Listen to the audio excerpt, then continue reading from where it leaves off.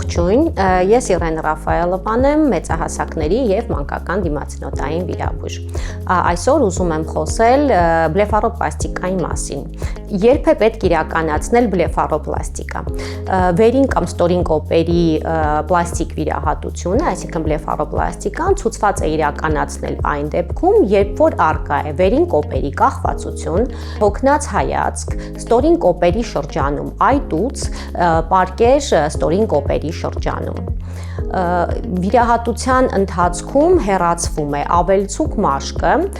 եթե առկա են ճարպային ճողվածքներ, հեռացվում են ճարպային ճողվածքները և վերականգնվում է մաշկային ամբողջականությունը։ Երբ ցուցված չի իրականացնել բլեֆարոպլաստիկա։ Բլեֆարոպլաստիկան ցուցված չի իրականացնել այն դեպքում, երբ որ առկա են քրոնիկական հիվանդություններ սրացման շրջանում,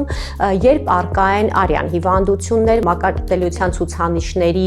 խախտումով, երբ առկա են այլ ավելի լուրջ խնդիրներ, որոնք որ առաջնահերթ պետք է շտկել, որից հետո նոր իրականացնել բլեֆարոպլաստիկա։ Հետվիրահատական շրջանը տևում է միջինում 1-2 շաբաթ, 1 շաբաթ հետո իրականացվում է կարերի հեռացում, վերջնական արդյունքը երևում է մոտ 6 ամիս հետո։ Ում է ցուցված իրականացնել բլեֆարոպլաստիկա։ Բլեֆարոպլաստիկան հիմնականում իրականացվում է 35 տարեկանից բարձր անձանց շրջանում, ինչպես տղամարդկանց, այնպես էլ կանանց, որոնք ունեն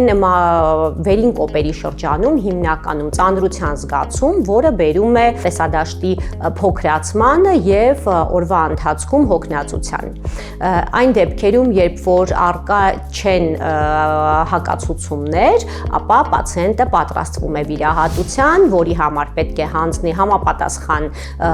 հետազոտություններ, հիմնականում դա արյան հետազոտություններն են։ Եթե առկա են այլ խնդիրներ առողջական, պետք է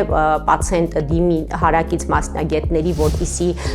տան թույլատվություն տվյալ վիրահատությունը իրականացնելու համար, եւ եթե չկան հակացուցումներ, ապա պացիենտը պատրաստվում է վիրահատության։ Բլեֆարոպլաստիկան չի իրականացվում այն դեպքում, եթե առկա են այլ հիվանդություններ, որոնք հանգեցնում են այտուցների առկայության վերին և ստորին կոպերի շրջանում, այսինքն վիրահատությունը այդ դեպքում չի լուծելու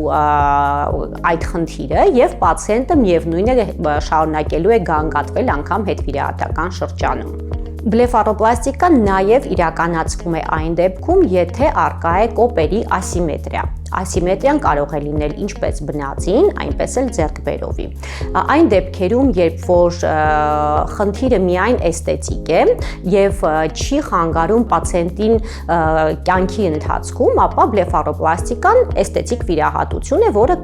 կատարվում է ըստ պացիենտի ցանկության և ըստ նրա առկա են արդյոք հակացուցումներ, թե ոչ։ Այն դեպքում, երբ առկա են խնդիրներ, որոնք որ հանգեցնում են դիսկոմֆորտի պացիենտի մոտ, դա քրոնիկական հոգնածությունն է աչքերի շրջանում և պացիենտի գանգատները բերում են նրա կենսագործունեության խանգարմանը, ապա բլեֆարոպլաստիկան իրականացվում է արդեն առողջական ցուցումներից ելնելով։ Որպես մասնագետ խորհուրդ եմ տալիս այն մարդկանց, ովքեր որ ունեն հոգնածության զգացողություն աչքերի շրջանում, բլեֆարոպլաստիկան պլանավորելուց առաջ դիմել համապատասխան մասնագետի, որը իրականացնում է տվյալ միջամտությունը, հասկանալու համար անհրաժեշտությունը կա բլեֆարոպլաստիկայի բժշկական ցուցումներով, թե անհրաժեշտությունը կա էսթետիկ ցուցումներից ելնելով և արդեն պլանավորվի վիրահատությունը ըստ անհրաժեշտության։ Եղեք առողջ և գեղեցիկ։